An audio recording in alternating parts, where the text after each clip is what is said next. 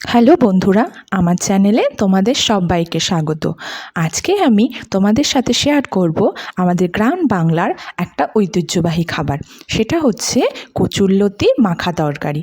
প্রথমেই দেখতে পারলে আমি কচুরলতিগুলো কেটে ধুয়ে নিয়েছি। সেটা আমি কি করব, সেটা আমি কড়াইয়ের মধ্যে দিয়ে দিলাম। এবার তার সাথে আমি কি করেছি, কিছু জিনিস আমি কেটে নিয়েছি।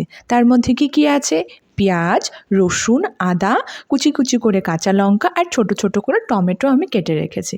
এবার আমি কি করলাম, এবার আমি সব কিছু কড়াইয়ের মধ্যে যেখানে কচুরলতি রেখেছিলাম তার ভেতরে দিয়ে দিলাম। তার ভেতরে দিয়ে দিলাম লবণ। তার ভেতরে আমি এখন দিয়ে দেব হলুদ।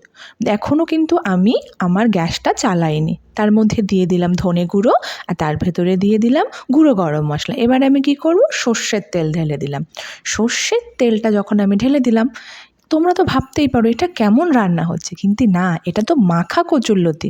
এবার আমরা ভাত যেমন করে মাখি চটকে চটকে, ঠিক সেইভাবেই সব মশলা, সব গুঁড়ো গুঁড়ো মশলা, তারপরে কচুরলতি আর যেগুলো আমি কেটে রেখেছিলাম আদা, পেঁয়াজ, রসুন, কাঁচা লঙ্কা, এইগুলো দিয়ে খুব ভালোভাবে চটকে চটকে আমরা কচুরলতিটা মেখে নেব।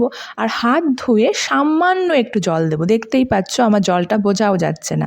সামান্য জল দিয়ে প্রথমে আঁচটা একটু হাই করে দেবো, কারণ জলটাতে আমার একটু বলদ আসা দরকার আছে।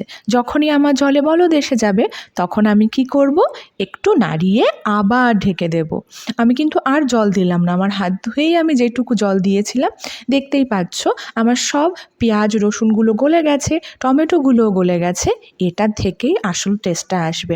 আমি নেড়ে আবার ঢেকে দিলাম। এইভাবে ঢেকে ঢেকে আর কম আঁচে এবার এটা রান্না করতেই হবে। দেখতেই পাচ্ছ আমার আঁচটা একবারে কমিয়ে দিয়েছি আমি।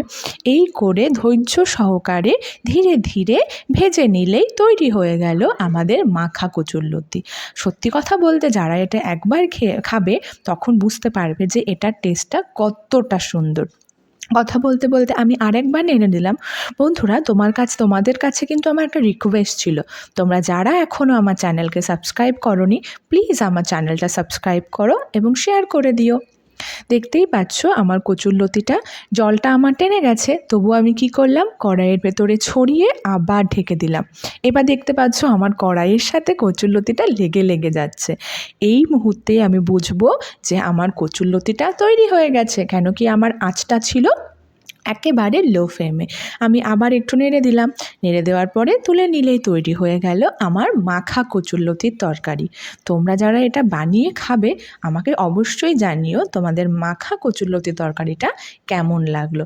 কথা বলতে বলতেই আমি এটা তুলে নিলাম। এই দেখো তৈরি হয়ে গেল আমার মাখা কচুরলতি। থ্যাংক ইউ বন্ধুরা, বাই।